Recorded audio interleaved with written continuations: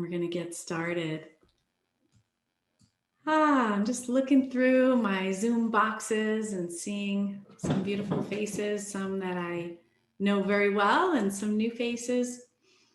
My name's Michelle Yasuda, and I am the program director for the Foundation for Conscious Living's Big Leap Home online programs. So these programs support individuals, organizations, and communities in generating agency, connection, and creativity on our shared planet. That sounds really good to me. And I appreciate each of you for joining this Big Leap Bridge community class where we engage in Hendricks practices so we can build community while we discover, learn, and play together. So I want to let you know about an opportunity for connection. We have a Big Leap Home network, and this is a gathering space for all things Hendricks. So you're going to find out the latest information on events.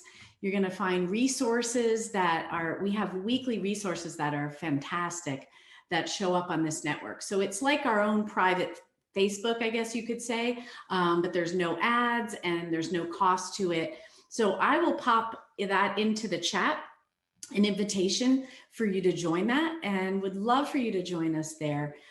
It's a space where you can interact with coaches and members of our leadership and transformation program. So if you have questions pop up during this call in particular, you can go on that network, ask some questions, and somebody will come and play with you. So I want to appreciate our speaker before she takes the call over tonight. Nicole Taylor is one of the people in my life who, when I'm in her presence, I feel immediately more grounded. It's like I osmose. We like to say we can osmose from others how they qualities that we love.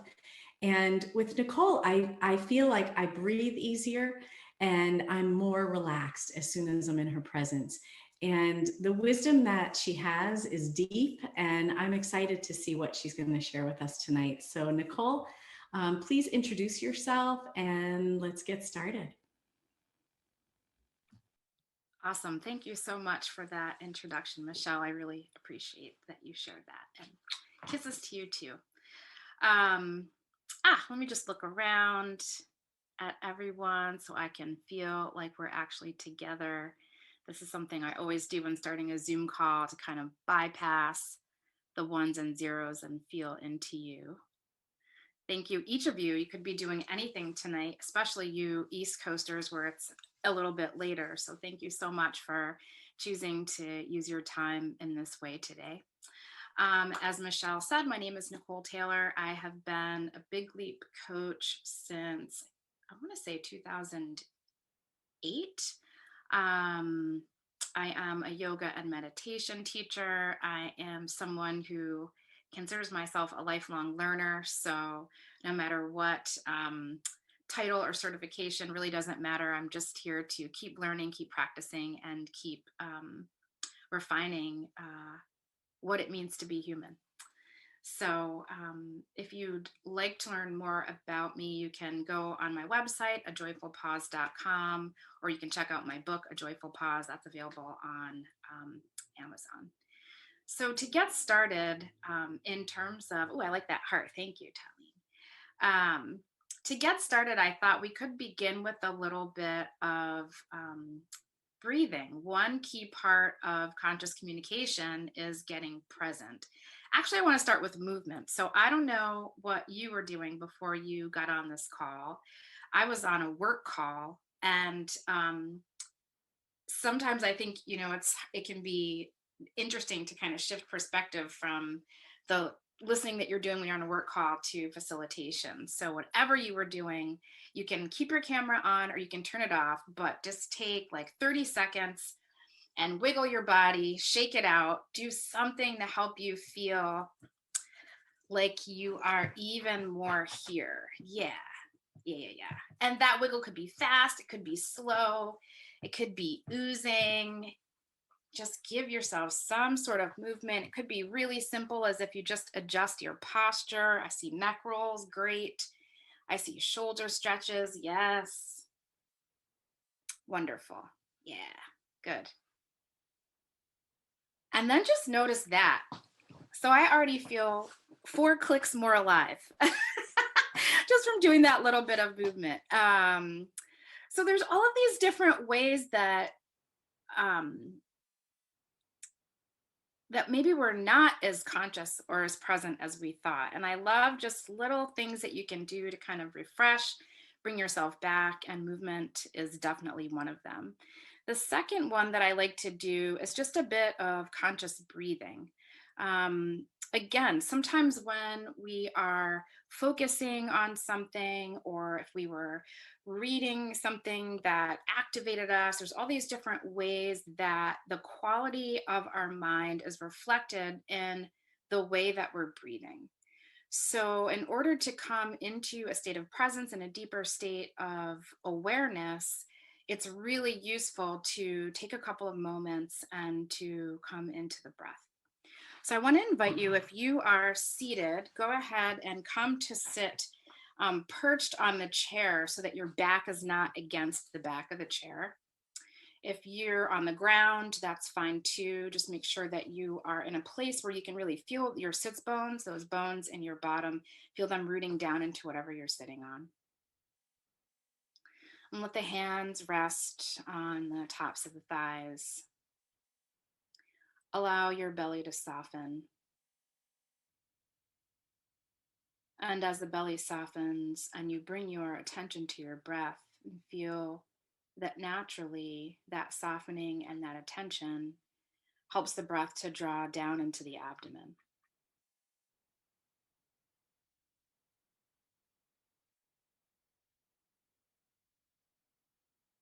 And just take a few complete breaths here, softening the throat, softening the jaw, so that the breath can become quiet.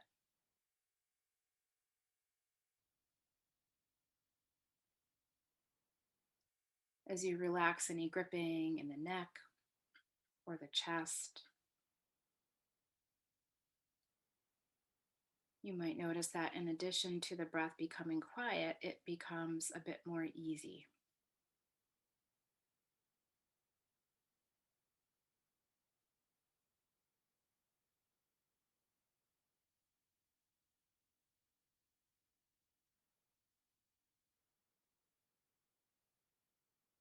As you breathe here, scanning your body, noticing where are those places where you might be tightening or tensing just out of habit. Invite those parts of the body to soften and see if perhaps that allows the breath to become more smooth.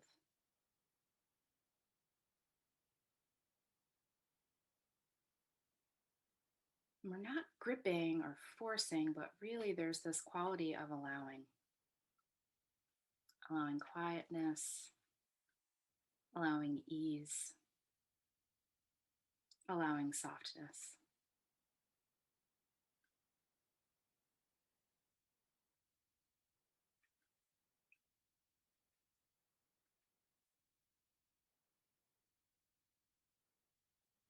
And as the breath continues to become more relaxed, as you inhale, feel the pelvis tilting back so that the front of your body kind of lengthens. Maybe the chin comes up a bit, almost like a seated cat cow if you're a yoga person. And then as you exhale, feel the sense of rounding in the opposite direction, chin coming down toward your chest. So the inhale, the pelvis tilts back, the front body lengthens. Roll right over into the exhale. Pelvis tilts in the opposite direction, chin draws toward the chest. And just take a few more breaths like that. Again, letting it be easy.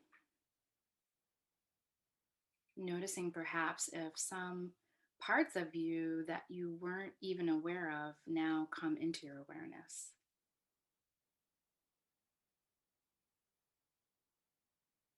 Notice if there's any part of you that's wanting a little bit of extra care.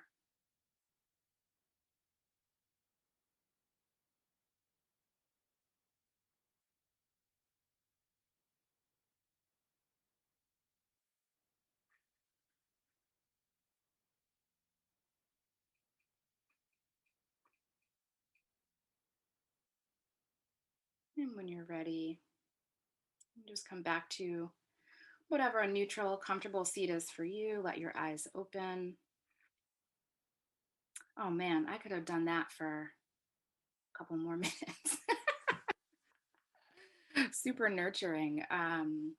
Yeah, so presence.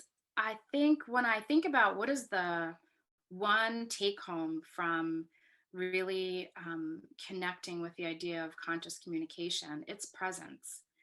That our ability to be present with ourselves and our experience, our ability to be present with the person that we are communicating with or listening to, that's really the gift. And it feels like a gift that is a really wonderful gift in this time of so many distractions.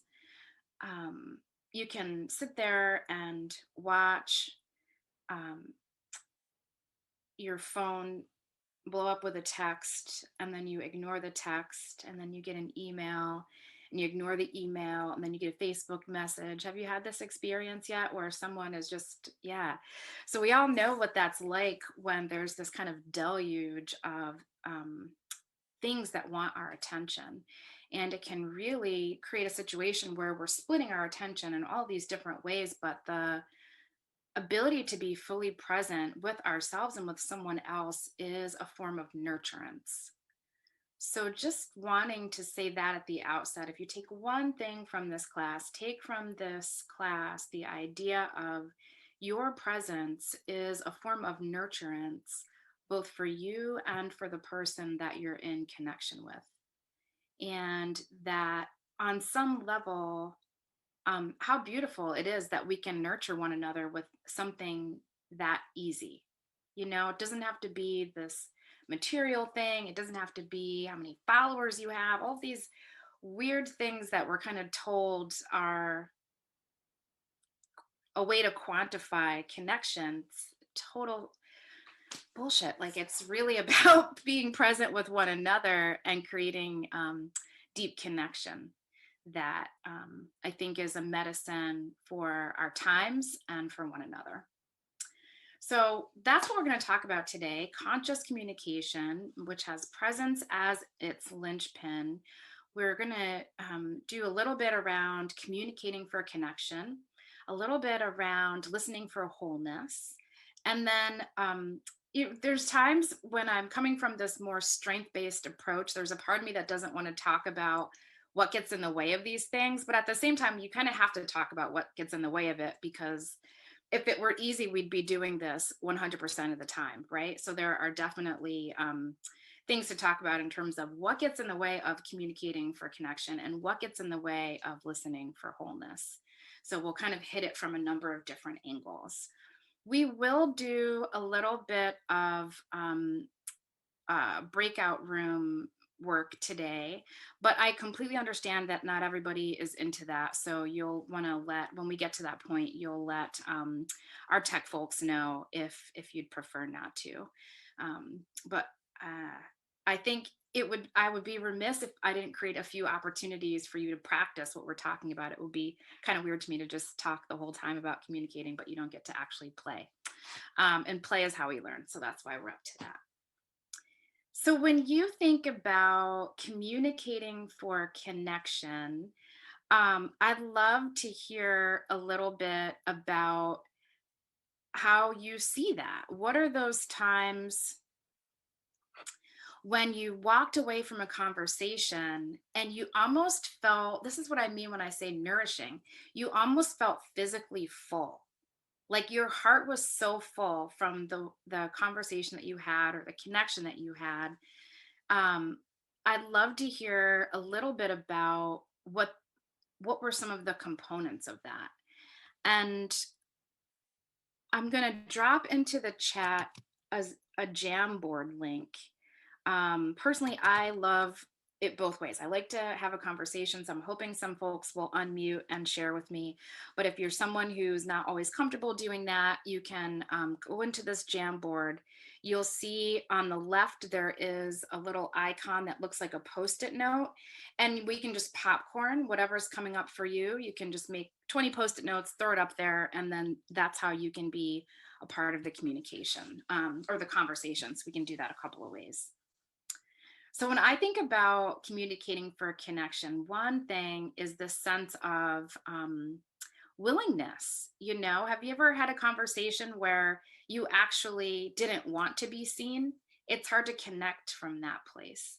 So there's this sense of willingness to see the other person and to be seen. And that feels pretty integral to me from the perspective of communicating for connection. So, how about some other folks? I see on the board someone wrote safety. So, yeah, definitely this idea of in order to connect, you want to feel safe with that person I and have safe with yourself. I have one. Um, Yeah, Darlene. when I'm with someone and their body language, they're smiling, and I just get the feeling there's nowhere else they would rather be, and Mm. I feel so nurtured and in their presence. Like, it just feels like I want to be here with you now, and they're 100% there, and it does feel so nurturing, and my body just relaxes and feels so accepted. Yeah, I love that. Yeah, there's nowhere I'd rather be. That definitely feels like in your heart when you have that experience.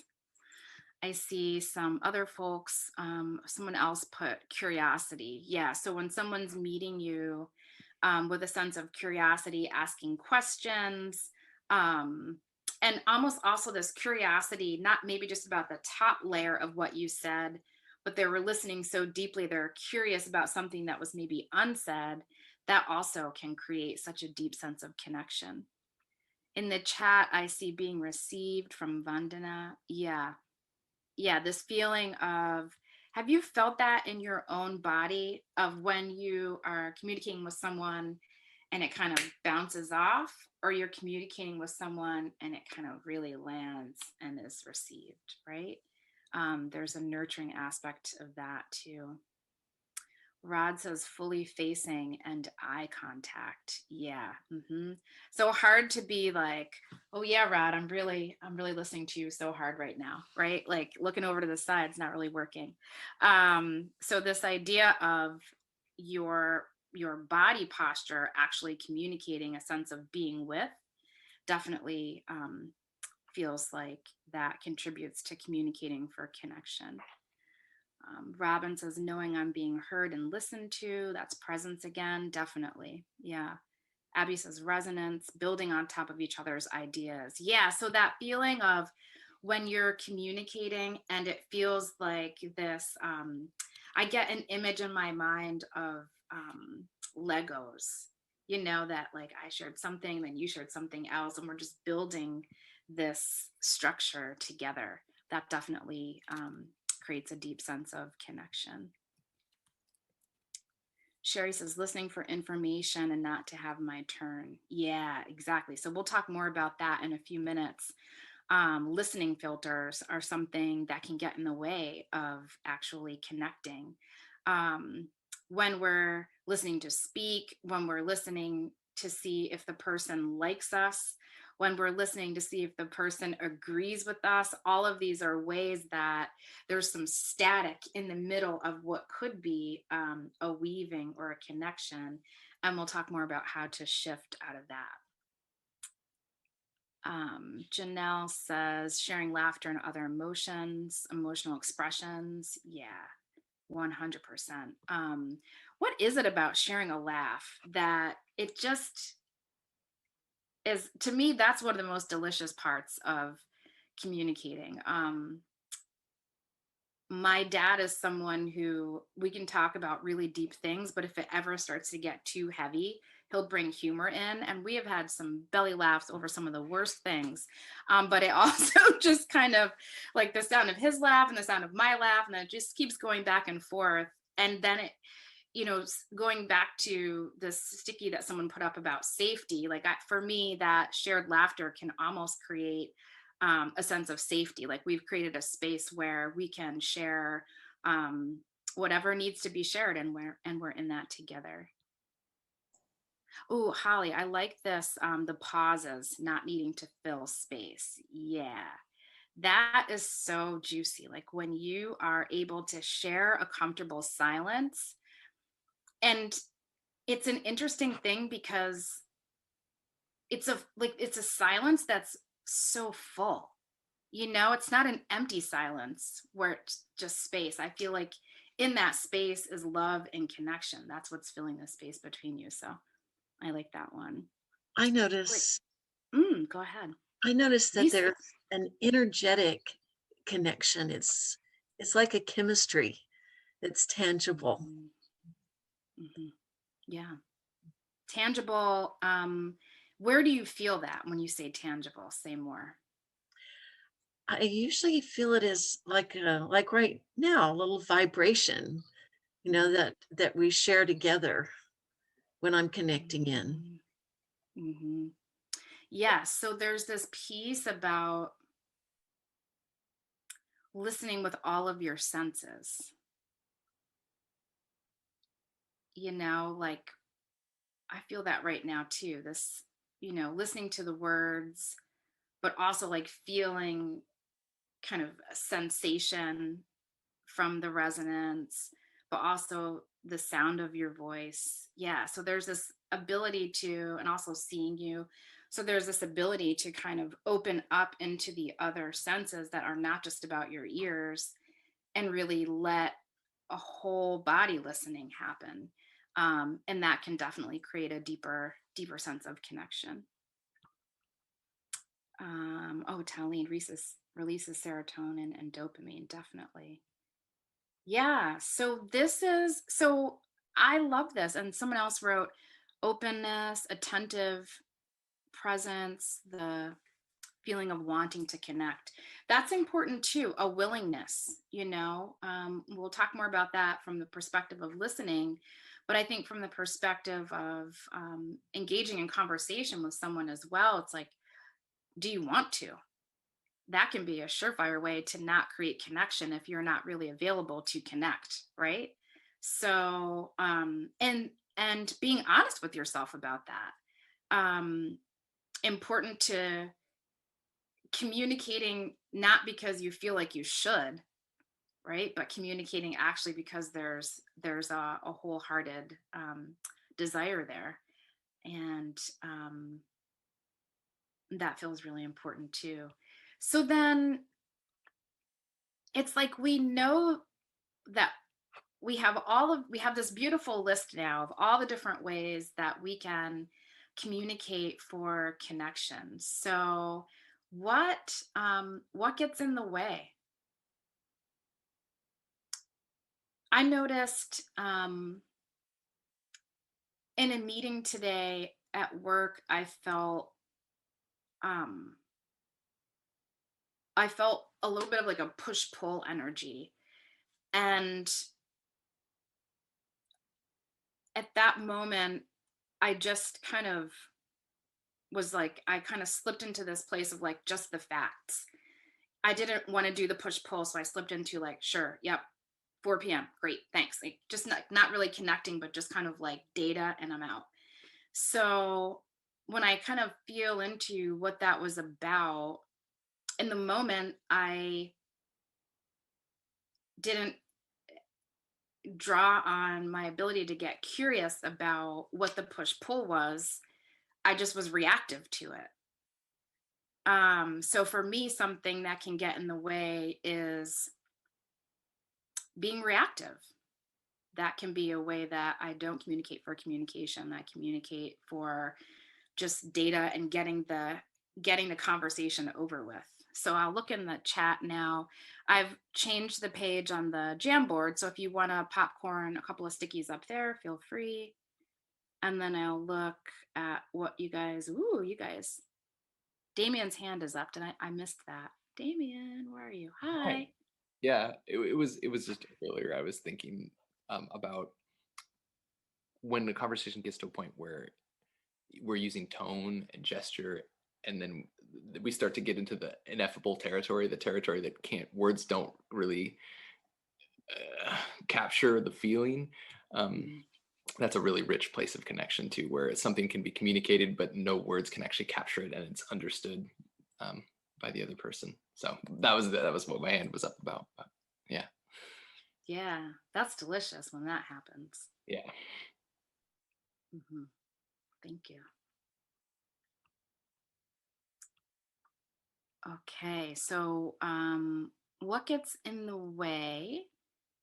Lisa, fear of being judged, distraction, fear, having an agenda, trying to please. Yeah.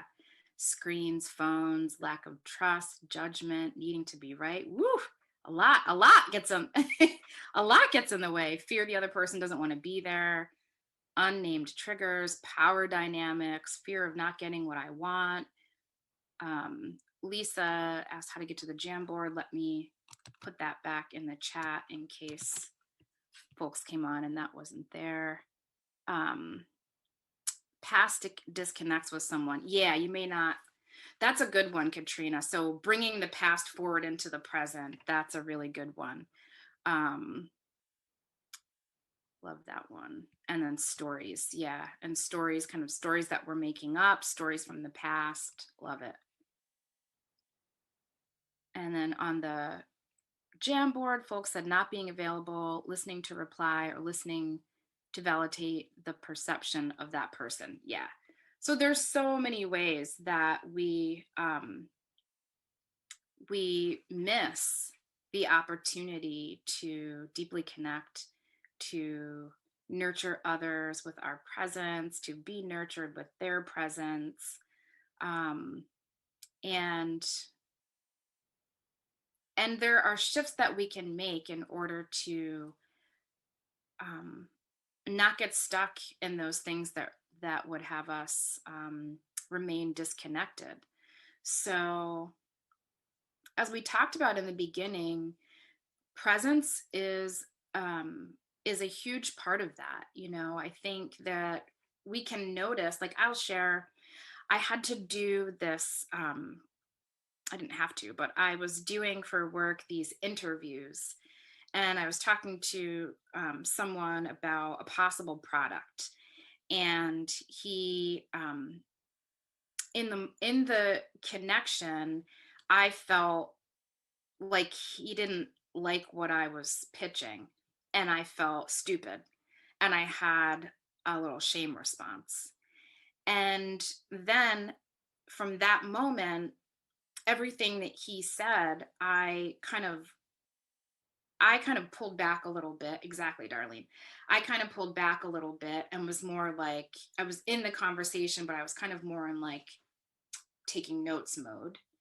And then I felt like by the end of the conversation, like he was being a big old jerk. And I get off the call and my training kicks in, and I'm like, that is a cycle called withhold, withdraw, project.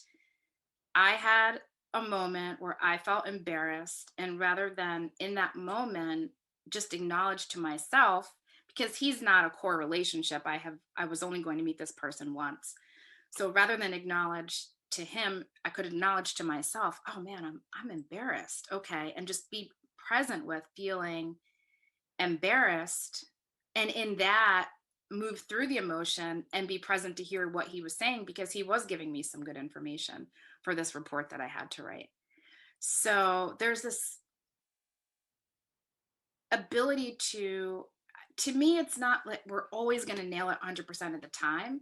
I got to that after the fact, and that's okay. This is a muscle to me that we're building over time.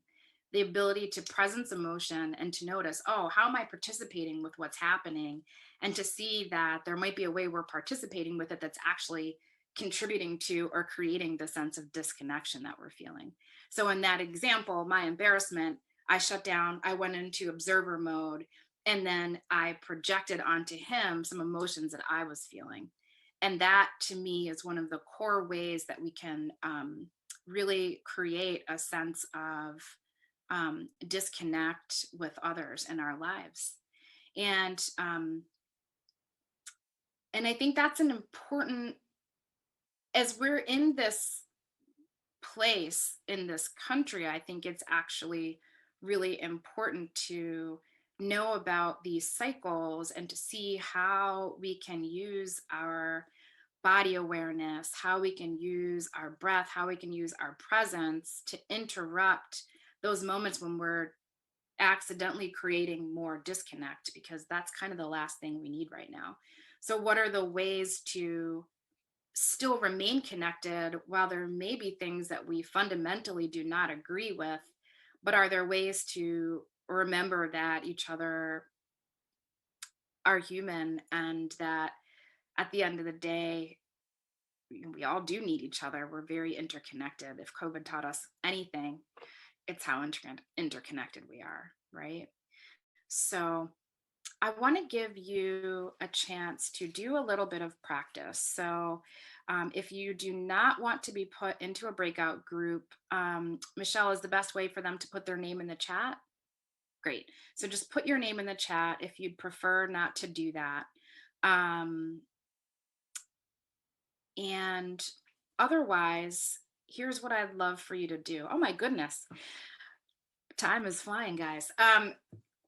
What I'd love for you to do is you're going to be put into rooms of 2. If there's not a number, somebody will have a room of 3. Have your phone near you only for the purposes of setting a timer. Set the timer for 1 minute and just talk about something that's on your mind. Listener, the only thing you're going to say if there's an opportunity to speak are 2 things. Tell me more, and we'll put this in the chat, or, and then what happened. So your whole job is just to keep creating the space for the other person to express. So person who's expressing, I would love for you to notice your breath as you're expressing. Notice any body sensations as you're expressing. Notice the part of you that might want to clamp down on your expression or package it a certain way, and see if you'd be willing to shake that off and just let the words come and let the words flow. And then person who's listening, as you're saying, tell me more, or, and then what happened, do the same thing. Tune into you, tune into them, and feel this oscillation of your attention from yourself back to the person, back to you, to the space in between you, and just feel that nice sense of the movement and the flow of your awareness. Do these instructions make sense to everyone? Great. And you put your name in there if you were not interested for the breakout. Great. Okay, so we'll see you. So all together, if one person is speaking and the other for 1 minute, and then you're just going to switch, we'll debrief together in the larger group. So it should really only take about 2.5 minutes, and then we'll see you back. All right. All right, thank you. All right, so if I put you in a room and you don't want to be in a room, you're probably by yourself, and you can also just refuse the invitation. So if you need any help, let me know. I'm going to go ahead and open the rooms. And how long did you say, Nicole? 2.5 minutes. 2.5 minutes for each person? No, 1 minute for each person. Make it Oh, 1 quick. minute for each person. So I'm going to do 3 minutes. Okay. Great. All right. So you have a minute to gather yourselves, and then, okay, there we go. So 3 minutes. What was that like for you? When's the last time someone set a timer and just let you talk and only ask 2 things? That was really cool. It was really awesome. Good. What made it what made it that way for you, Talene? Somebody that I don't know that I just met was actually interested in hearing the highlight of my day, and without any interruptions or anything, and I had full attention on me, and I hope I did the same, and I'm not used to that at all, so that was really cool. Yeah, Yeah, awesome. thank you. Yeah. Yeah, there's something so beautiful about that undivided attention and being able to give that to the people that you care about. That could be your best friend, that could be your partner, that could be your children, just that ability to um like I think like someone else said, you know, there this is what I'm doing right now and you have my full attention and the only thing I want to know is what else do you want to tell me? Like that's just such a gift. So thank you guys for trying that on. And it's Nicole, simple. Yeah, go ahead. I Am I was missing just going to say, Oh, Holly. I've done this with the group, but it's 5 to 10 minutes of talking. And everyone's fearful of, oh, can I fill it? Where this minute went so fast. Mhm. And to realize it only took 2 minutes to create an energy and a connection. So when we're turning off from someone, if we could figure out 2 minutes of this half an hour, how easy it would be to create that connection. Mm. Yeah, thank you, Holly. Yeah. That's wonderful. Yeah, that I think that can be a myth that it's that something's going to take so long. Could be a reason why sometimes that conscious listening doesn't happen. So I love that you're highlighting that in such a short period of time you can really really create real connection. That's wonderful. Did I hear someone else go off their mic that wanted to speak? Yeah, Rod. I find that I do this with my wife for twice a week. We do 10 minutes, but we don't really even say anything. We just completely listen. And what I find is it's freeing for the person who speaks, but it's amazingly freeing for me to listen. I don't have to keep jumping in and judging and packaging and restating. I just so much space is created by that, and that's tremendous. Yeah. Yeah, thank you for sharing that. I love that you're highlighting this spaciousness that gets created from communicating and listening in that way. Awesome. Awesome, awesome. So, listening. Oh, wait, let me see. There's some cool stuff happening in the chat. I missed it. Oh, Darlene said space too. Wonderful. And then, yeah, Katrina, this idea of we don't need to solve anything. Yep. And Darlene says, I'm off the hook. Yeah, so that's a perfect segue into another thing that can sometimes get in the way of conscious communication, and that's the listening filters that we bring in. So I wanted to, some of this is already on one of the boards that we had, but if you click over to the Jamboard again, I've got it up on page 4. Let's popcorn a little bit about what gets in the way of listening. I would say my number one listening filter that gets in the way of me actually hearing is this listening to fix. I'm someone who likes to solve problems, and so I can find myself really like talking to my husband and I'm going, oh, this is how I'm going to fix it, instead of just listening to him and being with him, which is all he actually wants.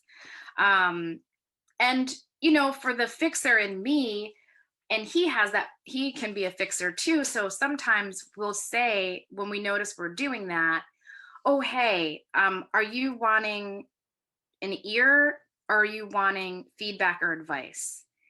And then it's like, first I want you to listen until I'm done, and then I want the feedback. Like, because sometimes it's both, and you can have your cake and eat it too in this way.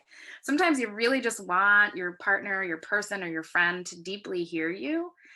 And maybe then you also want a little bit of, to hear their perspective. So popcorn, I'm going to go over here and see what else folks are saying. Yeah, listening to prove them wrong. A little bit of the kind of like, yeah, I can be that way about politics sometimes. Like a little bit of the self-righteousness can come through, working on it. But yeah, can totally relate to that one. Oh, listening to like, maybe you should try this. Listening for what I did wrong. Yep, that can happen. listening just to find a place to add my own idea. Yep.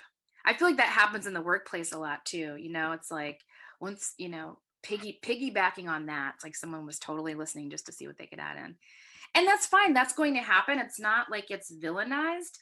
It's just more that if we're saying and if we're experiencing from practice that being deeply listened to opens up a space in us for real connection and opens up a space in us for possibility, for seeing that person in their wholeness, for finding a deeper sense of empathy for them, then these filters are blocking what could be a really delicious gift to and from one another. So it's not to be like, filters, but to hold them lightly and just to notice, that fixing thing is happening again. I'm giving you my full attention and I was in fixing mode. Like if you're in relationship with someone, to me, that's part of building intimacy, is being able to admit those things. Like, oh my God, I totally was listening to you in a way that I just wanted to like quickly Google what you were saying to see if it was right. You ever had that kind of, yeah, right? The listening for like that type of accuracy. So there's all these ways that we can even out those filters as a means to let it go and then refresh ourselves for being fully present with someone. So anyone else want to share about listening filters? Trying hard listening, that's a good one too. Kind of like that, and that can have an overlap. Some of the filters can actually also have an overlap with something called personas, which are maybe ways of being or ways of showing up that were at one point a way to cope or to receive love, but that have become unhelpful and are actually, maybe masking some of our authenticity. So the filter of trying hard, I associate that with my A student persona, who always wants to be the smartest person in the room and needs to get an A, even if there's no teacher. So that kind of like trying hard listening might come up with when that persona is activated. So there's many different ways to kind of learn about ourselves and see what are some of the reasons, or not reasons, because that why question can just kind of make us spin, but what are some of the ways that we get stuck in not connecting, and then how can we with kindness and love open into a space that generates more connection. So one way that we can, and I'm appreciating everyone who added some things to the chat or to the Jamboard. Definitely see judging too, that's a good one. So when we find ourselves either listening through a filter, I've already shared that some ways to shift through that is to take some breath, reestablish your presence. If you're in close relationship with the person, I think it can be super helpful to out that filter was there and then to recommit to just being with them. And I think that we can also use this practice of speaking the unarguable truth when we get into kind of conflict. Conflict is going to happen. We're human, conflict happens, and we don't have to stay stuck in that. And to the extent that we're using these skills, we may begin to find that we're having less and less of conflict. So from whether it's kind of dropping a listening filter, whether it's wanting to create more conscious connection, there's a process that Katie and Gay have come up with called speaking the unarguable truth. And this is what I want to make sure we get to before our time together ends, because I have just found it to be so valuable. That the unarguable truth is something that can't be argued with. So if I'm like, Katrina, you said XYZ, then maybe she said that, maybe she didn't. That can be argued with. But if I say, Katrina, when we were talking, I noticed I felt sad. Really hard to argue with me if I said I felt sad, because it's how I felt, right? So there can be this opportunity to, when we find that conscious communication isn't happening, we're kind of going like this with someone, or when we're moving into a space of conflict where it's kind of more of a finger pointing thing than actually communicating or connecting, there's this element of being able to check in with your body sensations and communicate that. So, um, even sometimes, like, we have this thing going on right now in our basement with water. And my husband was talking to me about this water thing, and I could feel I wasn't really listening. And I just said to him, oh, I feel like my stomach is all clenched. And just admitting that my stomach was clenched, which means for me that I'm in fear, he was just like, oh, okay. And I was like, okay, I'm with you now. Just admitting that, or acknowledging to myself and to him that body sensation, again, helped me shift out of not actually listening and shift back into being present. Communicating core feelings. So being able to say, I feel scared, I feel sad, I notice I feel frustrated or angry. You're not saying that the other person has to fix that or heal that. You're just communicating what's true for you in that moment in terms of your emotional landscape. Being able to bring in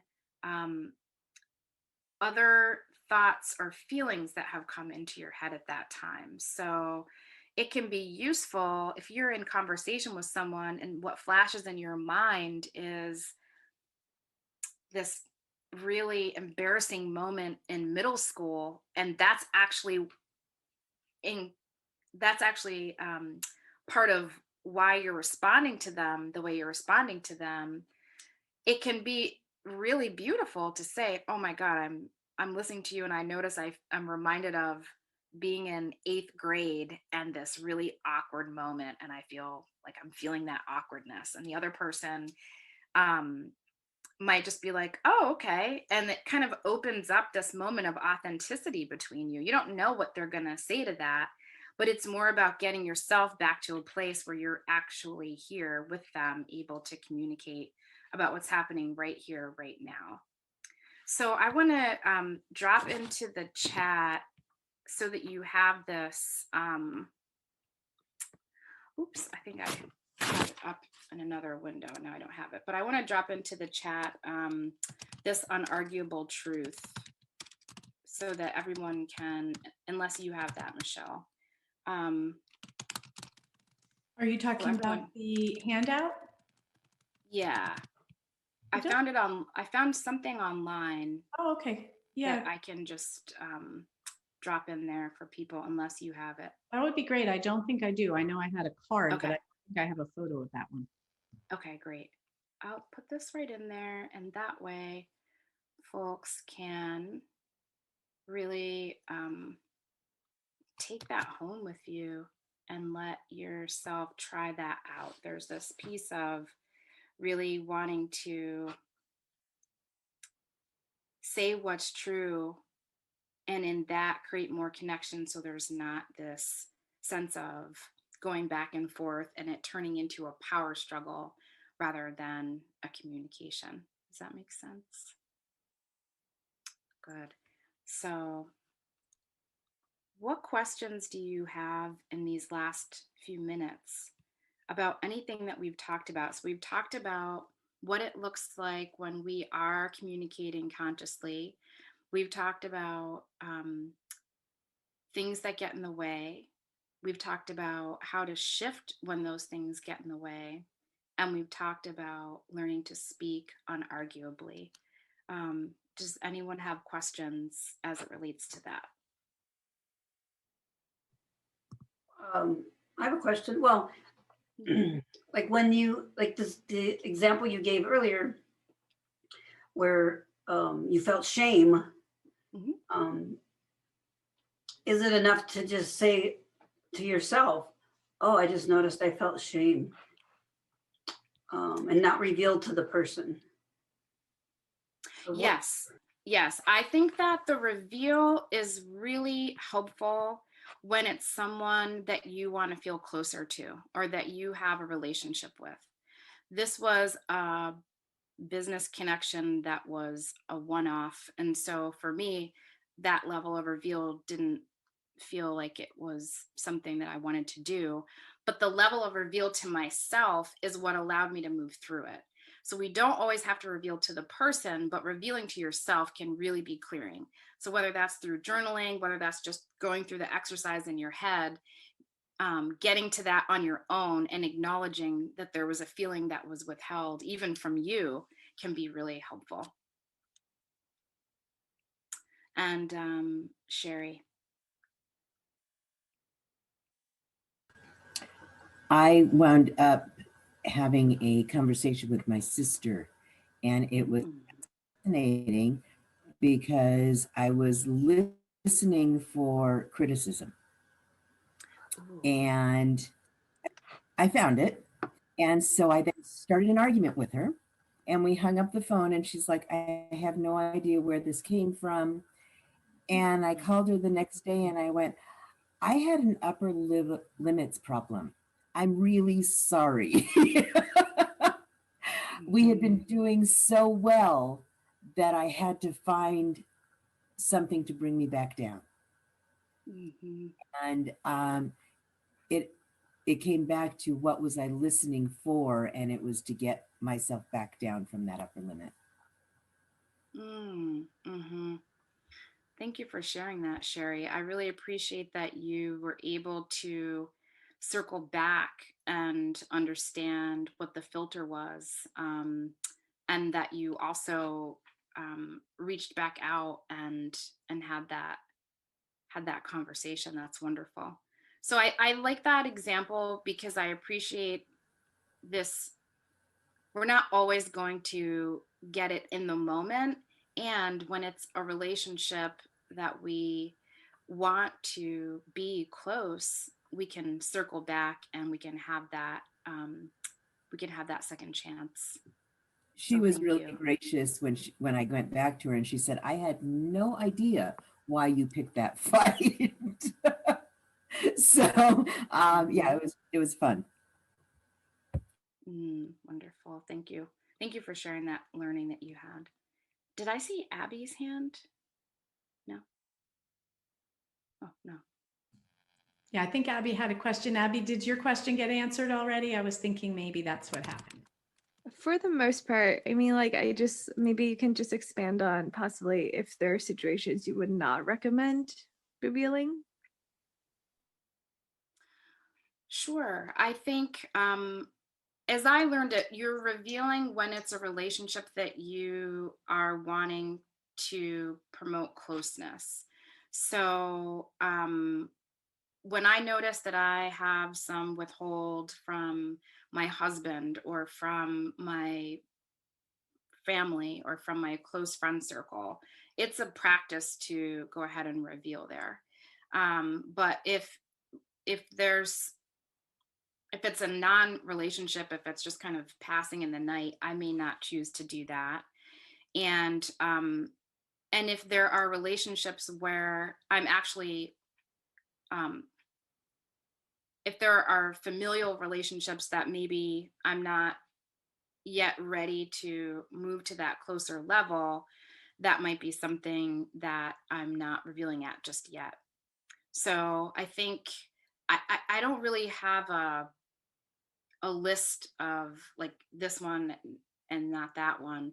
For me, it's more checking in with yourself and asking yourself, is this a relationship that I am wanting closeness and emotional intimacy? And if that answer is yes, then being able to reveal in those relationships is really important.